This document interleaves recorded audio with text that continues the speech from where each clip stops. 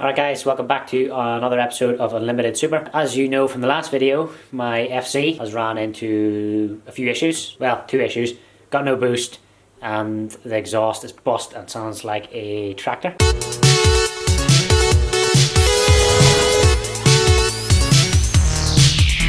I'm going to go out here because it's decent weather, it's sunny for a change in Northern Ireland. So I'm going to go outside, have a look, see if I can find the boost issue. Once I can find the boost issue, then I'll attack the exhaust at some other stage. So let's head out here. As you can see, it's an absolute cracker of a day. Garage still too full, so there's no way cars getting in here, so all the work will be getting done in the driveway, which is alright because it's actually sunny and not too windy. So I actually have a boost leak tester. I'm just going to plug it in and we'll see what comes up here. So that's my boost leak tester. That just GB clips on the front of your turbo, and then it's just a big plastic block with a valve on it, and then you just pump that full of air. So that should pressurize the system. This is another area basically where I pumped in smoke just with a cigarette to test for smoke leaks. So that's your sort of basic spec. If you don't have this, that's your best bet, is just to pump smoke through any of your any vac lines or boost lines. So just block that off again. This is how I usually run it.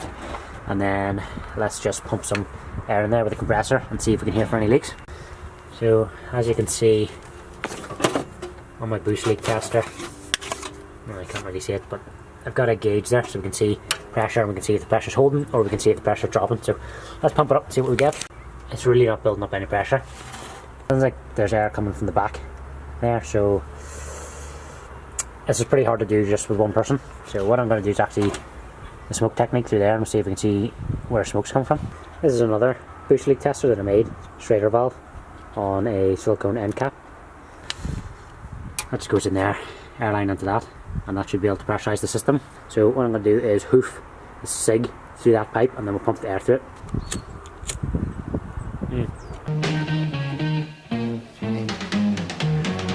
And there's space actually here to film this properly, but you get the general gist here. So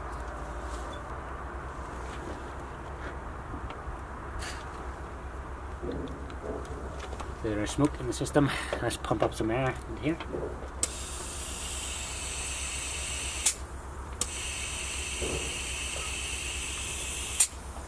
You probably not see that on the camera at all. There's smoke coming out from the back here.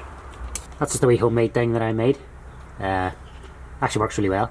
So you can hear a lot of hissing coming out of the back here, and you saw the smoke coming out. On the gauge down there and on the gauge on that yoke, it's building up no pressure. Maybe like 2-3 psi, so the leak's back there big enough that it's struggling to build up any pressure. So let's rack this off. So that's the 5 bolts off. Big booster hose needs to come off. Any sort of vac lines just need to come off, remember where they go, and then need to remove the intercooler pipe on that side. Right, let's crack it off. We'll loosen up this one also, just to allow us to swivel that sort of bend up and out of the way. There we go. Okay, so that's it off there. That cap blew off. This is my line to the fuel pressure regulator, which looks crusty, so I'm just going to chop off the end. When we looked underneath, the sort of braided line, and I could see it basically, yeah, split. Also, whenever I was having a feel, when I was pumping the air through, sorry I didn't take a video of that, you feel basically air escaping from around here. So this was something to do with the accelerated warm-up procedure. I basically racked that all out in there, so I just need to make another plate, seal that off, stick it back on, and I think that's all she wrote. So let me get that sorted. Chuck a fresh cap on there, and a bit of a cable tie, fresh cut, and then that, pop her on there. This here, we think, is actually the sort of pivot point of the throttle flaps. You can see in there, see that wee metal bar across. Yeah. So some people actually remove those, but I chose to keep them in. So if you're removing it, basically you need to tap that out and plug it off, but I wanted to keep all the original throttle flaps and throttle plates in place. It helps with a smoother throttle control. So blanket plate is what I chose, and just basically those are already tapped, those holes. So just mock something up in a bit of metal and stick it back on, and that should block off that. So marked out the rough shape on metal, cut that out. Safety first. Okay. Safety first. Safety is first, alright? But now I was trying to find sort of screws that are going to fit in there, and the red thread is a nightmare. So got a random sort of container full of spare parts that have come off of multiple drift cars. So just have to siphon through all that crap and see what I can find. These two may fit. They just need to be cut down. So we'll test these out. Mint. There's a wee nib here that's stopping the plate going flush, so I'm gonna grind that off. I've flushed off there, so my plate should fit on, so let's whack the plate on. There's another Gypsy Spec block off plate, so give that a quick spray paint actually, just so that it doesn't rust up, because that's just mild steel. So we'll take this off, put some gasket sealer on that, and paint the outside of that. Give that a spray down here with some brake cleaner. Hopefully that does the trick. So that's 3 sort of boost leaks found and fixed. So we'll just reassemble everything, then we'll test it out with a boost leak tester once everything's dry. So it's been 2 days, everything should be dry. We have our helper.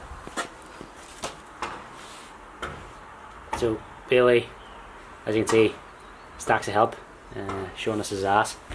Okay, so everything should be sealed up.